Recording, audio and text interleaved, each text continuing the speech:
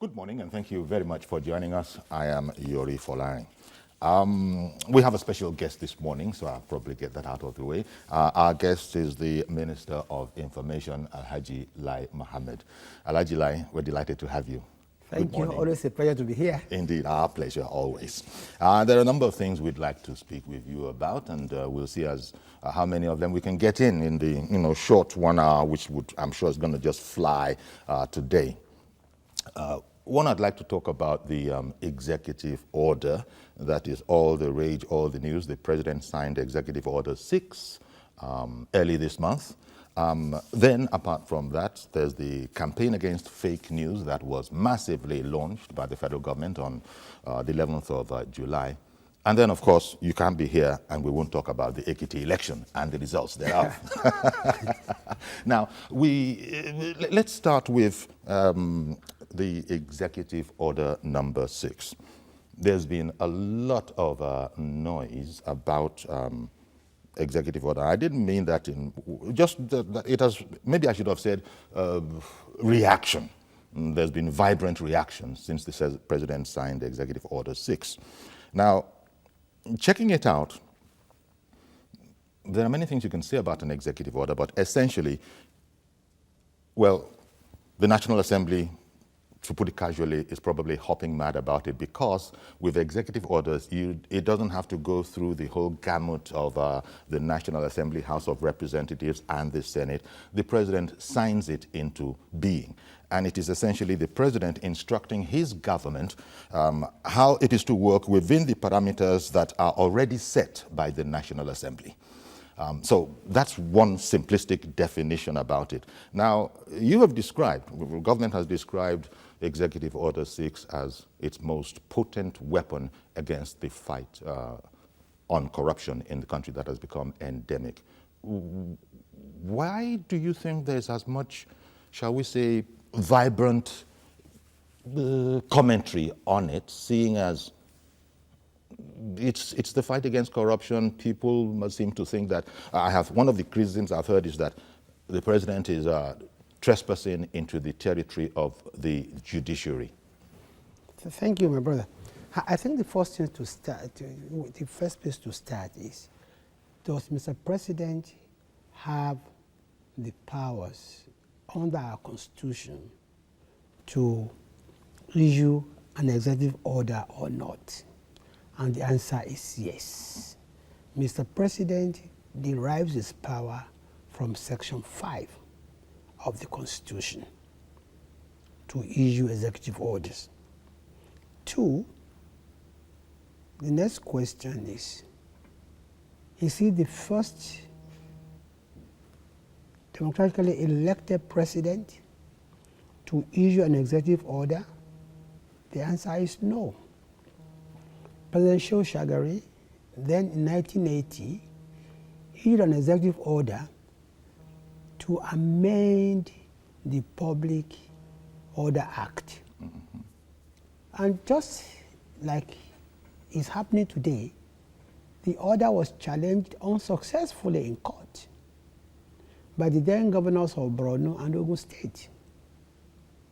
President Obasanjo also issued executive orders in 1999, if I remember, to abolish the Petroleum Trust Fund, another executive order to declare May 29 Democracy Day. Then the next question, the next issue to address is it dictatorial? Of course, we've said no. Mm-hmm. And though most people are actually criticizing this order, have not even bothered. They've not even bothered to read the order, because Section 3 of that order also clearly states that if anybody believes that his rights or our rights are being threatened, mm-hmm. or are being threatened or violated by the executive order, such a person can challenge the order in court. Indeed. Okay. Now, and of course, we are not the only country where the presidents have issued executive orders. The United States of America on which we fashioned our own constitution, from President George Washington down to Donald Trump, have issued executive orders. Between 1789 and 1797, President George Washington issued 8 executive orders. Roosevelt issued 3,552 executive orders. President Clinton, 8 years, issued 364 executive orders, almost one every other day. And President Obama issued 275 executive orders. And today, President Trump has issued 80 so far. And only a few weeks ago, the Supreme Court of the U.S. upheld by a margin of 5-4 one of the orders of Trump, which actually banned travels from predominantly Muslim countries. So where have we gone wrong?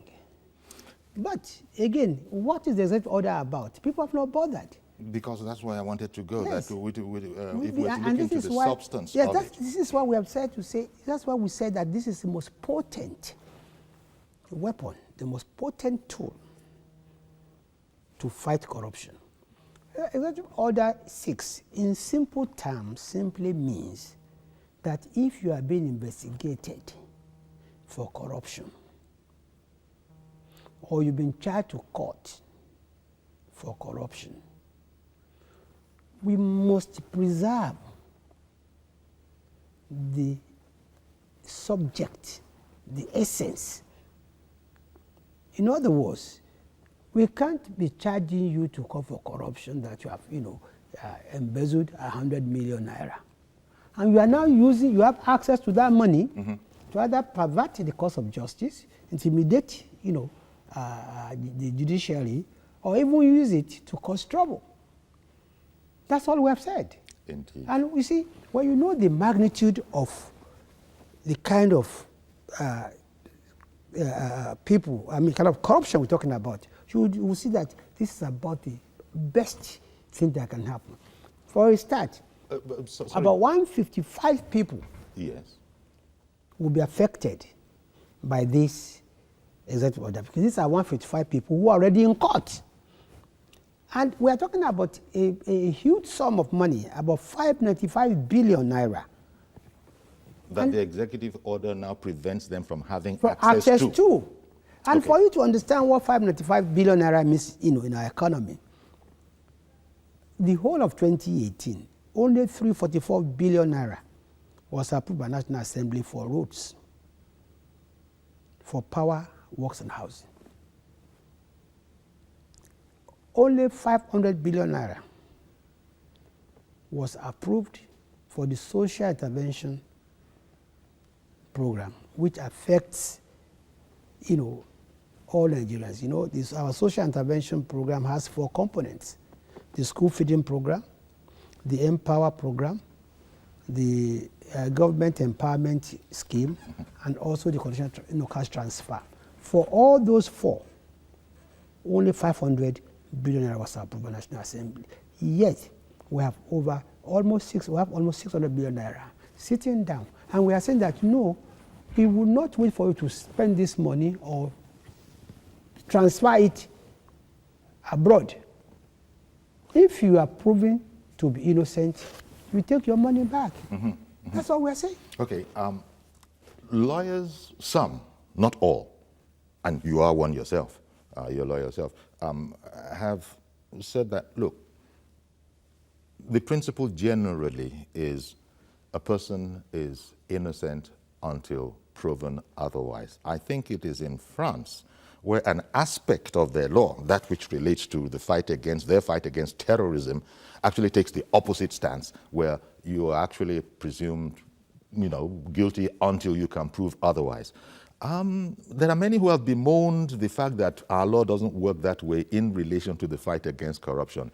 Would this be something of a nod in that direction? No, Mr. Fulani, I think people are just being mischievous. The punishment for corruption It's not just seizing your assets. It includes prison terms. We have not said that because you have been accused or you are in court for corruption, you are guilty, go to jail. No, we are saying that we must protect the rest of the matter. It would be like an operation being successful and the patient dying if we allow you to use the proceeds of corruption to fight the system. Okay. There still is the sticky problem of, I think, suspicious funds is where that expression is used in there. Yes. Suspicious funds. How does one determine what suspicious funds are? Perhaps an explanation of that will satisfy all. Because again, we go back to the whole matter of innocent until proven otherwise, which a lot of defenders of democracy and the principles of it have come up with.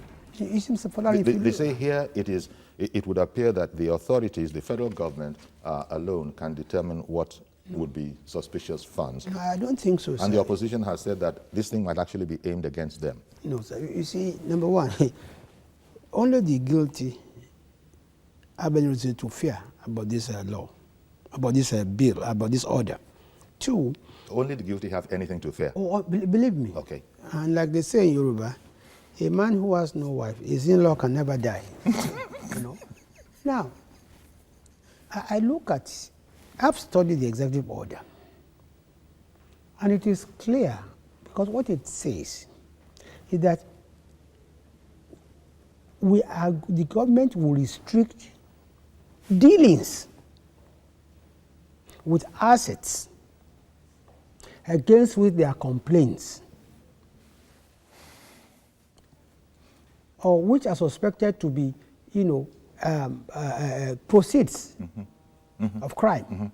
But in the schedule, it's listed out the 155 cases that are affected by this order. And again, it's very instructive that anything above 50 million, anything under 50 million is not covered by this executive order. Okay. So you can see that we're talking about... Naira or dollars? Naira. Okay. Anything under 50 million naira is not covered by this. Okay. Yeah, that probably subsequently they will deal with that. So today, we are not just saying that we are seizing your money. We are saying, no, you will not have access. We're not confiscating that money. No. But it's frozen. They can't have access to it. Unlike before the executive order, when under the principle of innocent until proven otherwise, was there free access then? Because people are saying that what the EO executive order addresses, that there are laws in the land that effectively address those aspects as well. That's why I said in my preamble. That's why I said in my preamble that an executive order is seen by many as an instruction, a directive by the president as to how his government is to carry on within the laws as already put out by the National Assembly. I think. So what was the problem with that? I think was that inefficient? I think Mr. President actually addressed that issue when he said, we are retooling and rekitting the fight against corruption. It was very specific. Two, if you look at section 15, subsection 5 of the Constitution, it gives Mr. President wide powers to fight corruption and abuse of office. This is where Mr. President derives all his powers. For Order 6. And this is Order 6. What it covers is not limited to just public. I understand that even misbehaviors, let me just use that expression, within the private sector too, anything is covered so far as you won't have access to funds deemed to be suspicious. And I think that's what the problem is for a lot of people. You see, like you said, this order is very specific. And as of today, it covers only 155 cases. Currently in progress. Currently in progress. And all of them are in court. So there's no arbitrariness at all about it. Has it been the experience of government before government came up with this retooling? Has it been an experience that while prosecutions were ongoing, people actually still had access to funds that were being adjudicated, of suspects? I think our experience in Nigeria is even much worse than that. I think in the 80s, there were several tribunals set up to probe corruption. Assets were seized and confiscated by government. Subsequent government came in and gave them back their assets, those assets. So it's much worse than that. It's much worse than even allowing them to use the process of corruption to fight anti-corruption. Is that we've had experience in the past where people who had been convicted, who had been, whose properties had been confiscated, had them returned to them. Yeah. And this is what I think what the government is trying to stop. Okay. Well, interesting that you say that, because again, going by the law and these executive orders, as you said, where we're getting our leaning from is the American presidential system. Yeah. Over there in America, succeeding presidents seem to enjoy undoing previous executive orders. They never undo their own, but because of what you've just said, it would seem to me that you're going to have to get a move on and do as much as can be done within the administrations of President Buhari, unless you are hoping that all succeeding administrations would have keyed into the matter. Well, you see, Mr. Filoni, I don't have evidence that in the U.S. probably that succeeding presidents I don't have any undo previous executive orders. Yes, but what I know is that the only reason why there's so much hullabaloo over this executive order is because it's aimed at fighting corruption. And as usual in Nigeria, once you come out with a tool to fight corruption, they will fight you back. Nigerians have forgotten that when Professor Yemi Osinbajo was the acting president, he issued at least 3 or 4 executive orders. Nobody's complaining about those orders. One of them was on the ease of doing business. Another was to facilitate the issuance of passports, in all Nigerian embassies abroad. Another was to about local content. But the moment it has to do with corruption, then it becomes unconstitutional. Fundamental human rights becomes and all of dictatorial. It becomes illegal. It becomes aimed at the opposition because it is fighting corruption. That is the bottom line. And I suppose it goes without saying that, well, you said it relates to cases only, cases that are ongoing right now. Right now, it applies to just 155 cases. It might be extended in future, but right now, and those cases have been listed out, that whoever is facing trial in respect of any case in that schedule will not have access to that fund, because. So where does opposition get its leaning from that this is aimed against them? I mean, what I'm really asking is all the cases that are currently being seen by courts of law, are they exclusively opposition people, so to speak? Like you said, these cases even apply to people who are not in politics. Yes. Yeah. Yes. So I've studied the cases. I've gone through the 155 cases, and these are cases that are out there every day. It's being mentioned every day. But the point is, which we're making, number one, the order is not dictatorial. It's not unconstitutional. Other presidents have issued executive orders before. And if you combine sections 5 and 15(5) together, it's clear that Mr. President has the power to issue these orders. Indeed. And also, I imagine in working on this executive order, it would have been known as well that technically the National Assembly could legislate against the executive order, but the president has the power of veto. Should they go in that direction? The president has the power of veto. I don't know if you've covered all of those areas as well. The framers of our Constitution, I think, must have drawn from, experience in other climes, that there will be certain instances that a president will need to make an executive order because of the endemic nature of a situation. For instance, when the executive order number 1, which I think has to do with local content, was issued by the then acting president, it was because he felt that of the urgency to ensure that the economy is, retooled, the economy is kick-started. So the president cannot be powerless in the face of crippling, security or crippling economic challenges. And this is what the president is given this power. But I'm yet to see anybody, I'm yet to hear, to really listen to any coherent argument that this order is unconstitutional. No.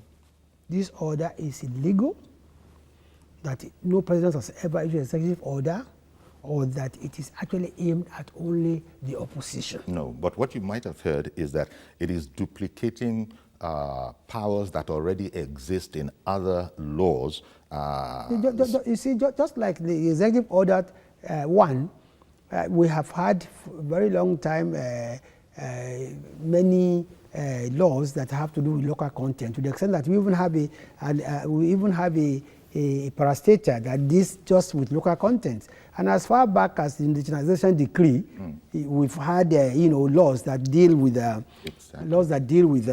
local content. But because of the times, because of the urgency, the then acting president issued this executive order. I mean, look at this order that deals with, issuance of passport or ease of doing business, for instance. I mean, there are various laws, of course, that says you issue a passport to Nigerians. But when it's an executive order, it's like you see the urgency, and then it has the effect of law.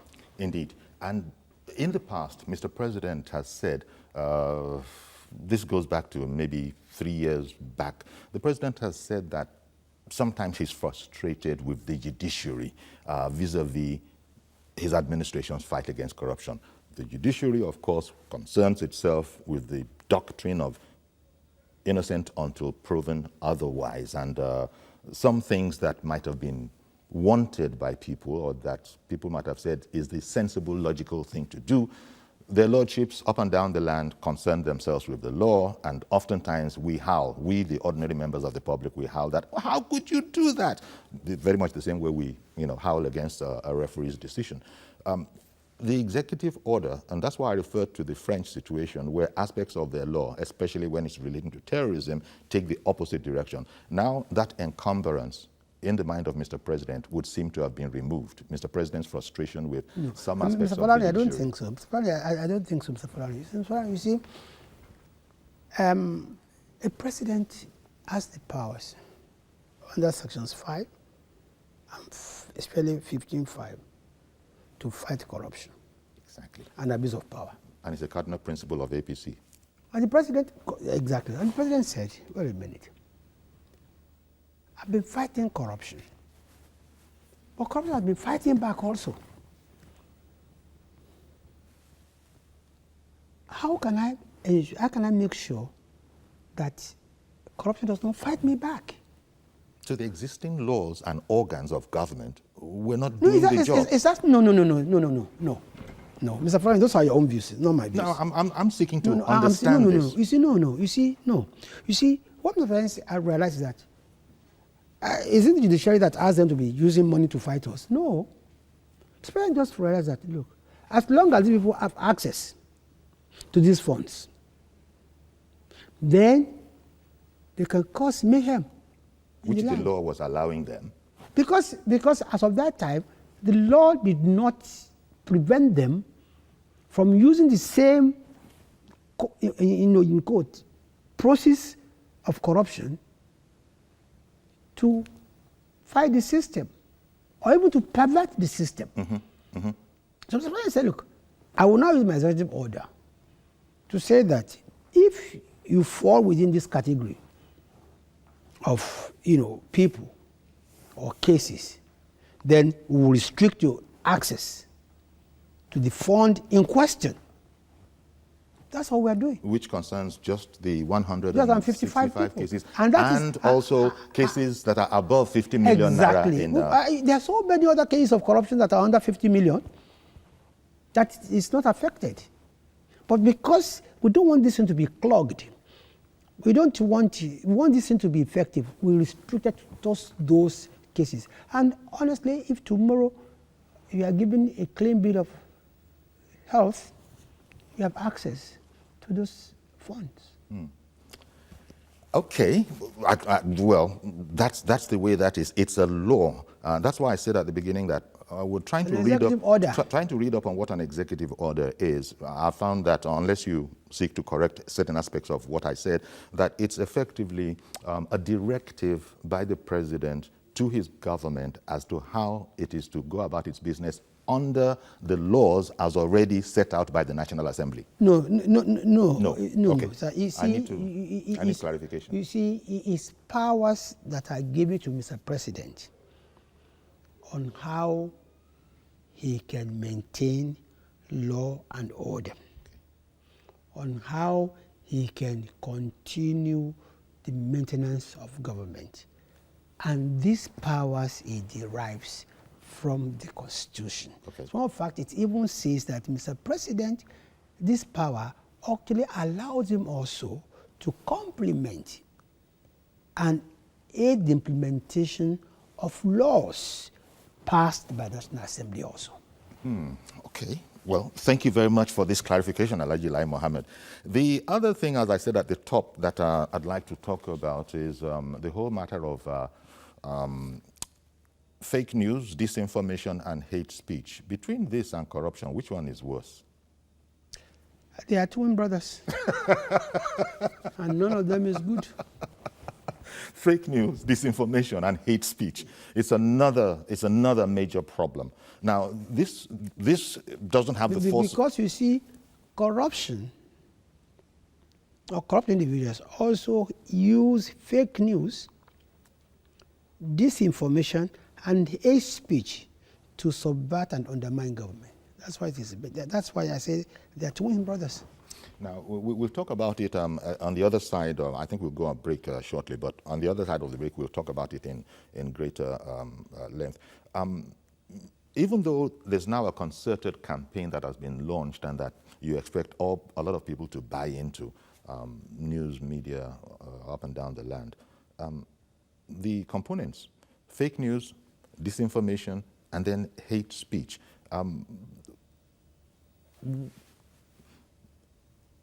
how much of a problem has this administration have with this? It would seem that it wouldn't be a small one if a whole campaign against it is being launched at the federal level. So, Larry, it's a huge challenge. It's a huge problem. You see, in a multi-religious, multi-ethnic society like Nigeria,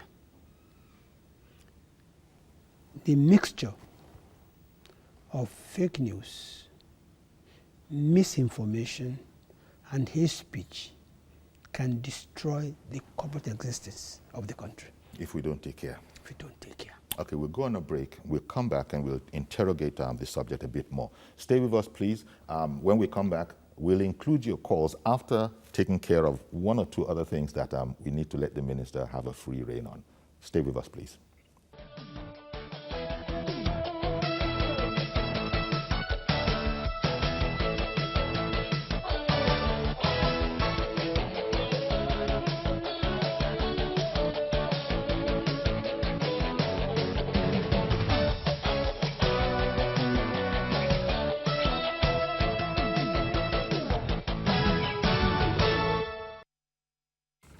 Okay, welcome back. Our special guest this morning, Alhaji Lai Mohammed, Minister of Information. And I wanted to talk about three things. We've talked about the Executive Order number 6.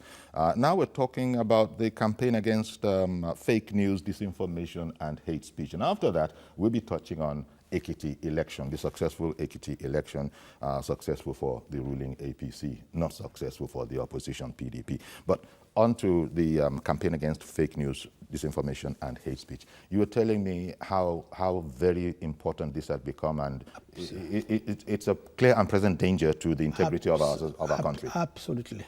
You see, fake news is actually defined by the Wikipedia as a form of journalism, propaganda, a deliberate attempt to misinform people.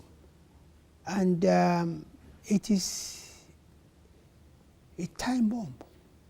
It's a disaster waiting to happen.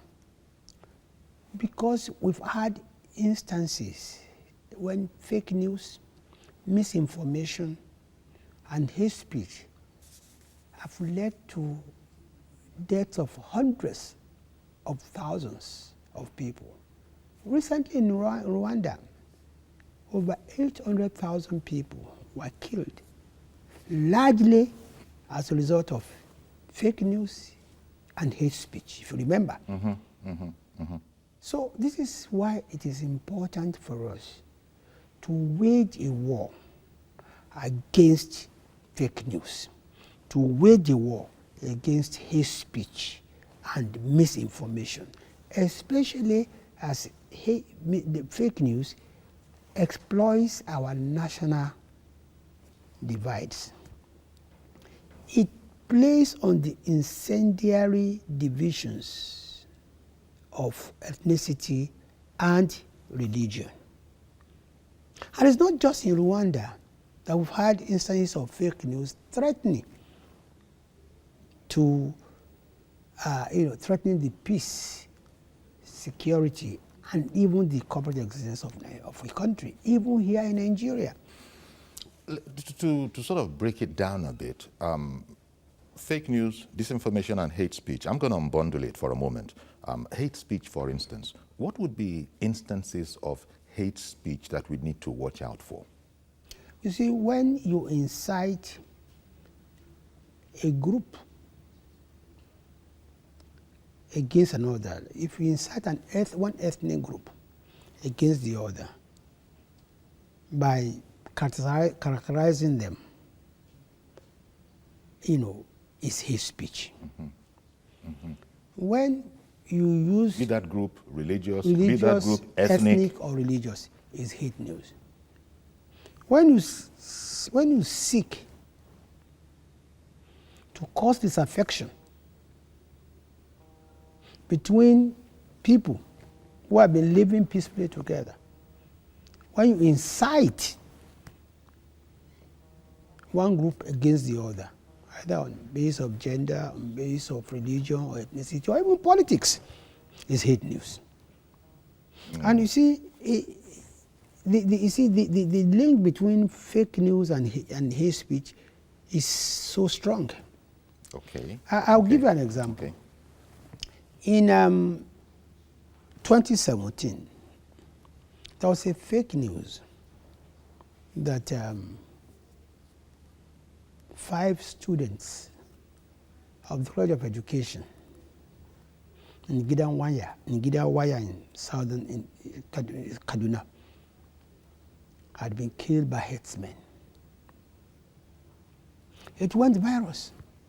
By the time the truth... Not just herdsmen, Fulani herdsmen. Very nice, thank you. By the time the truth came out, it had set communities against communities. It has set Christians against Muslims. Yet that's a very clear example of fake news. In India, in the last 6 weeks, about a dozen people have been lynched as a result of fake news, using WhatsApp to say that some people had abducted children. Here in Nigeria,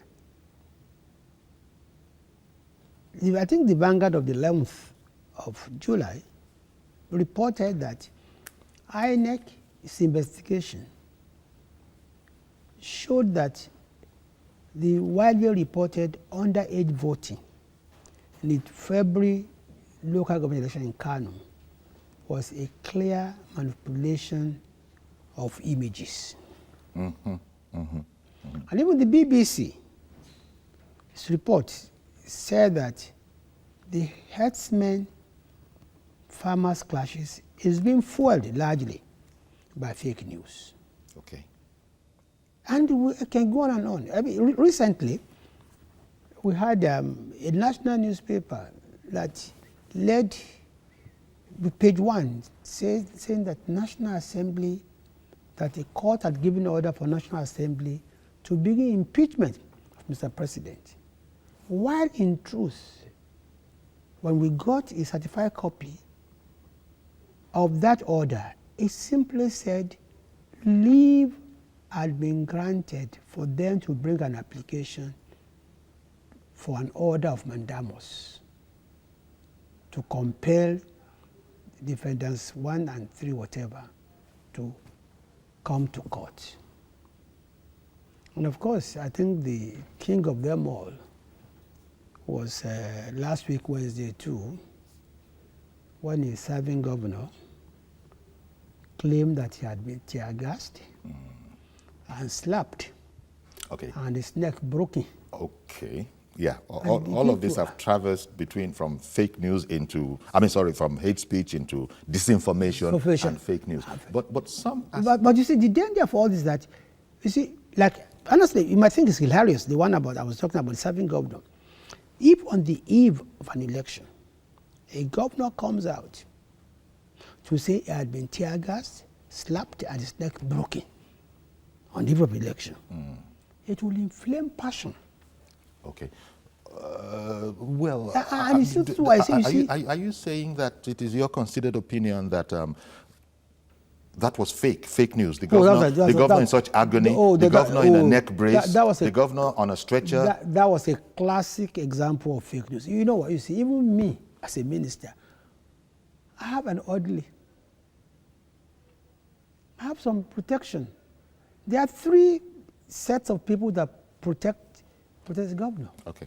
There's the police, there's the SIP, there's everybody. How do you come near to a governor to slap him and tear gas him and break his neck? So you think that was just trying to incite passions? No. I think it also, honestly, it's a very clear, classic example of fake news. Because why I'm a bit apprehensive is that you can't expect, one wouldn't ordinarily expect a person in the exalted office of a governor. Precisely that. And that's why I think it's... so that's why I think that actually debates the office of that office. But if it was false. Sir, if it was false, it would be debasing the office. Sir, we have investigated this. A governor is not easy to approach. Okay. What was the orderly doing? What was the SSS attached to him doing? What was the SIP attached to him doing? No. Okay. Well, since you've come into Ekiti as a matter of fact, but via this route, yes. The election in Ekiti, a lot of commentary before the beginning. But before we go there, please, Mr. Poloni, I want to also use the opportunity to thank some media organizations that have actually helped us to co-sponsor our fight against corruption. Our fight against fake news, that is notably the NTA, yes. Leadership newspaper, the Nation newspaper, Vanguard newspaper, and FRCN. And we also want to put on record our appreciation to giant technological companies that are also doing their best to fight fake news. In particular, Google has put aside about $300 million to fight fake news in the next 3 years.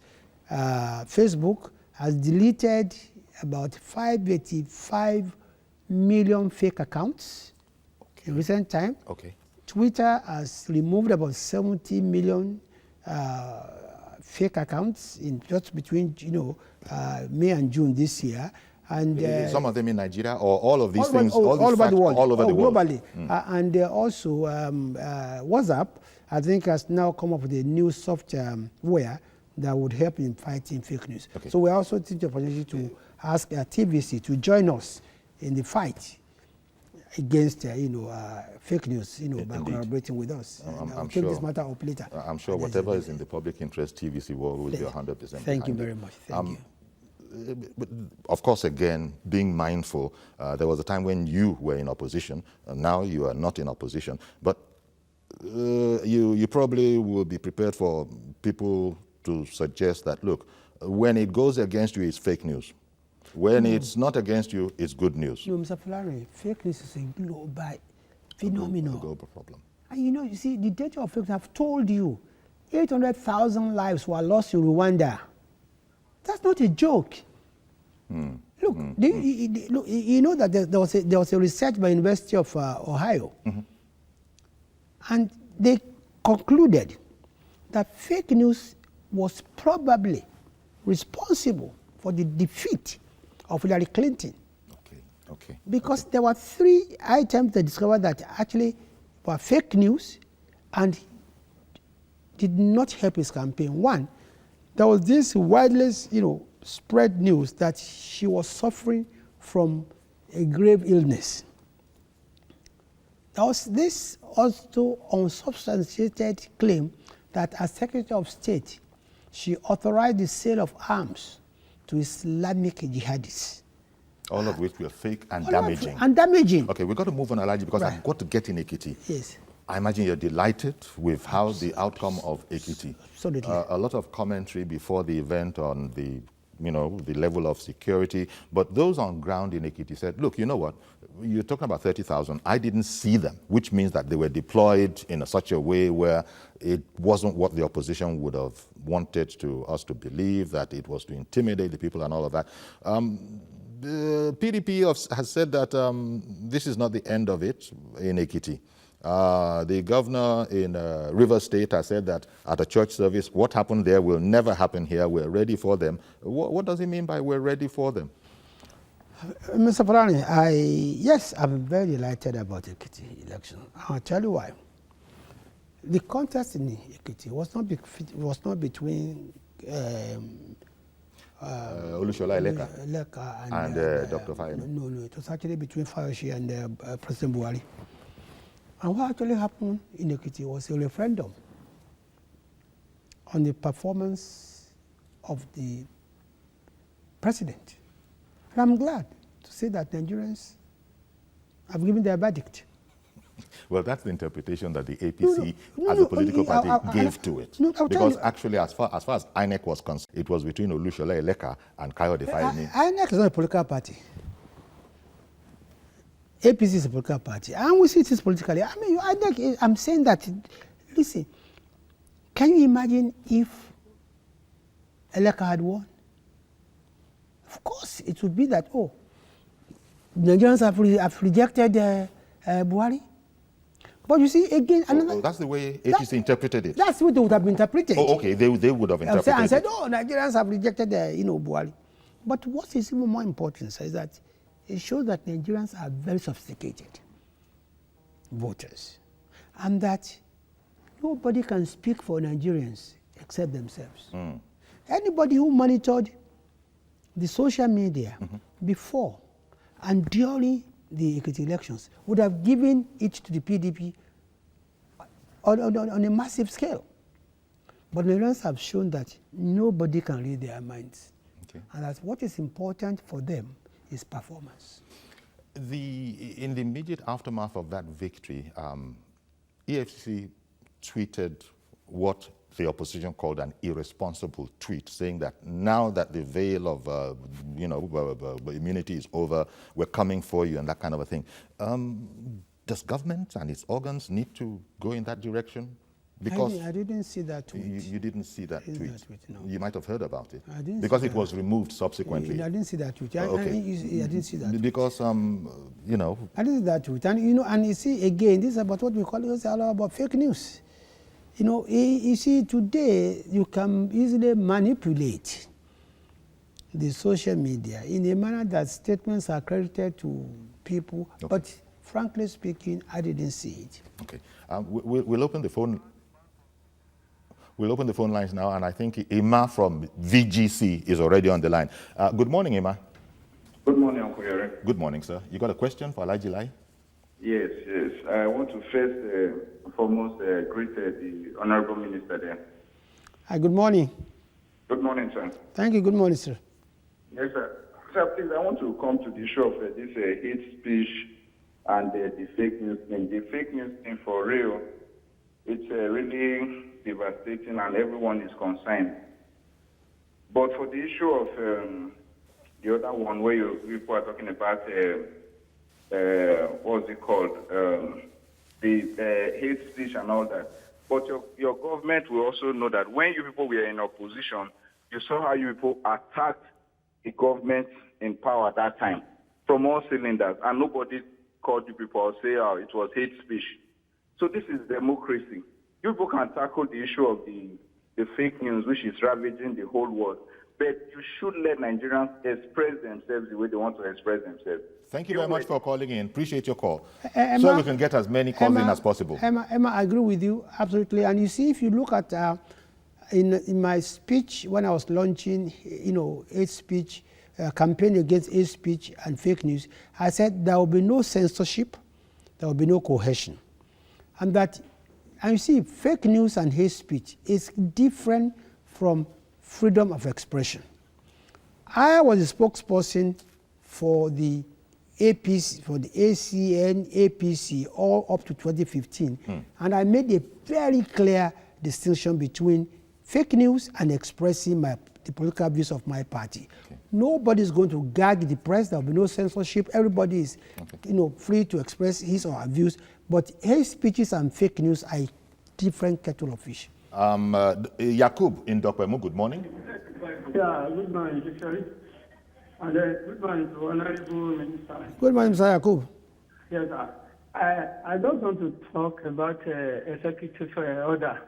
I'm very happy that you have cleared it here this morning, because when President signed that executive order, what we are hearing on social media is that this order is for opposition, is to make sure that it calm opposition down and all that. And then one thing is this: you made us to know that this executive order has been signed 5 times before this one, making sense. No one says anything about that before now. No. What I believe is that the people behind all this thing is people that know that at the end of the day they are guilty, and then the order is going to cut them into pieces. But I was saying that I want to ask a question.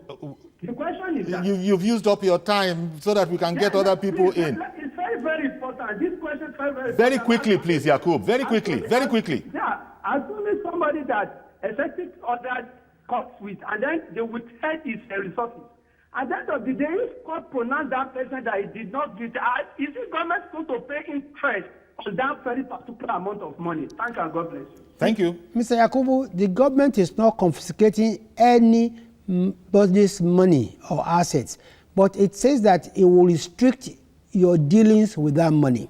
So we are not confiscating or taking that money. This is what lawyers do sometimes, and governments as well. Yes. Which one will restrict? Is the account frozen or not frozen? You won't have access to that money. You won't have access. No, never mind restrict. No, you will not have access. You won't have access to that money. Okay. If you use it to fight government, no. Okay. Yes. Okay. So that it's good you clear that while we're waiting for the next call to come in. Good morning, Reverend Dominic in Alimosho. Good morning, Yori. Good morning, Dominic. Good morning, Honorable Minister. Mr. Dominic, how are you, sir? Glad to hear from you today. Thank you. Okay. Please, quickly, Honorable Minister, we need more executive orders. The last executive order is quite on point. The next executive order we want to receive from government is how to stop this shedding of blood and make us, we, who are sympathizers of the APC, doesn't know how to market APC any longer. The day, I've said it before, the day Jonathan lost the election, my wife did not give me food because I was asking support of Jonathan, and I was asking support of Buhari. No, he's going to fight corruption. He's going to fight impunity. They give bloodshed, sir. It's getting out of hand. It's blackmailing us. Number 2, I didn't know how we allowed our enemy to take over National Assembly. And this National Assembly has become a tool to blackmail all government policies. Thank you very much, Reverend Dominic. Thank you very much. Thank you very much. Thank you, Reverend Dominic. I want to tell you that this president and this government would not, as a policy, encourage the killings of anybody in any part of Nigeria. And even at Hague yesterday, at the International Criminal Court yesterday, Mr. President went to a great length to explain the real issues about the so-called herders-farmers clashes and all the efforts government has been putting in to ensure that it is contained. And I think he promised again the whole world that there will be an end to it. Okay. Thank you very much.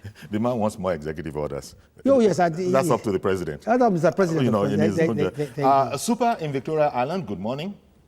Good morning, Jerry. Thank you for calling in. And good morning to our dear Minister of Information, Alhaji Lai Mohammed. Morning, Thank you, sir. Thank you, morning, sir. Just one question to Alhaji, the Honorable Minister. In respect of the executive order, if I have John, for example, who is on a 1 billion corruption charge, which he has on Bank A, I won't mention banks, I'll just use Alphabet A as a bank, then he has 2 billion on Bank B, then 1.7 billion on Bank C. All this money on Bank A, B, and C, will he be allowed to touch 2 and not to touch the 1 billion, or it will go all the way to A, B, and C?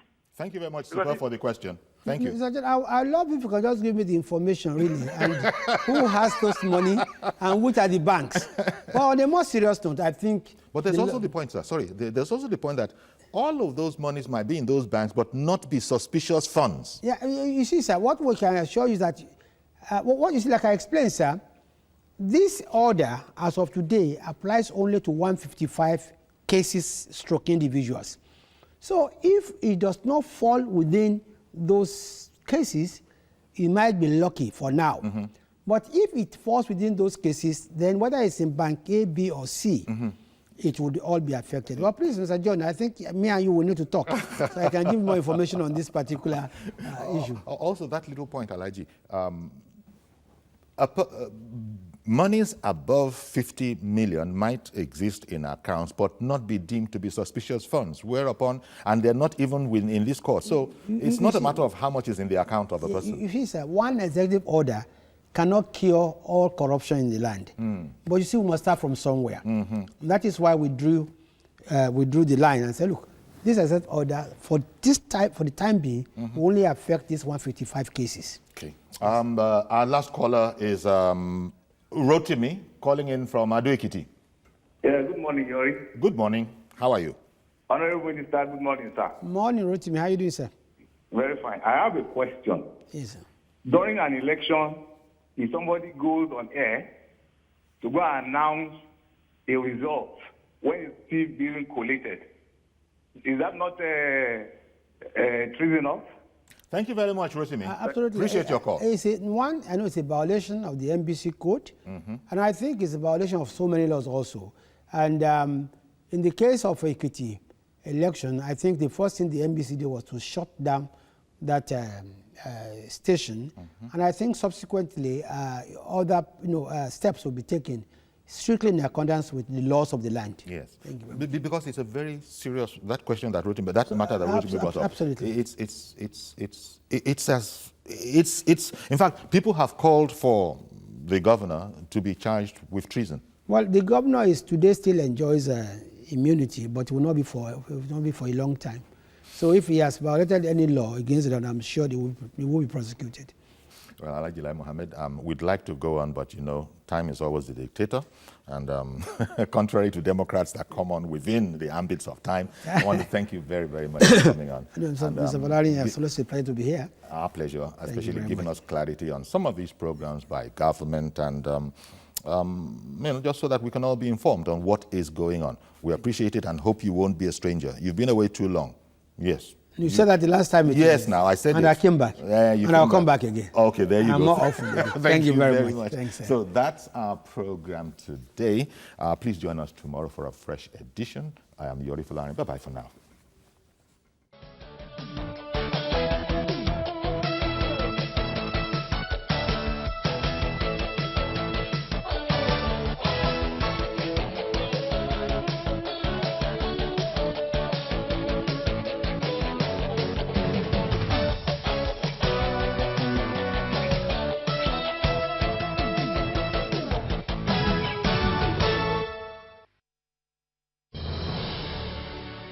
It's up to us, all of us.